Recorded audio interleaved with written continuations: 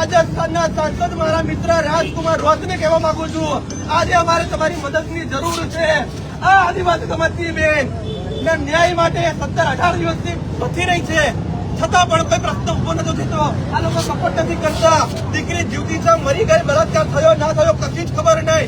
ગુજરાતના ધારાસભ્ય વડગામના ધારાસભ્ય જિગ્નેશભાઈ મેવાણીને કહું છું, જિગ્નેશભાઈ મેવાણી પેલા ફોન કરો. કલ્પેશ પરમારે તમને મદદે બોલાયા છે, એમ કહો પેલા જિગ્નેશ મેવાણીને કે તમારી સમાજની દીકરી આદિવાસી ઓબીસી ને 17 દિવસ થઈ ગયા છતાં બી કોઈ હતોપતો એક દીકરીનો મળ્યો નથી. જીવતી છે, મરી ગઈ, કશી જ ખબર નહીં. નરોડા પીઆઈ દારૂના હપ્તા લેવામાંથી ઊંચા નથી આવતા, ખુલ્લા વેચાવટી કરે છે. જયારે સામાજિક આગેવાનો આવે તો એમને કહે છે કે તમાશો કરે છે.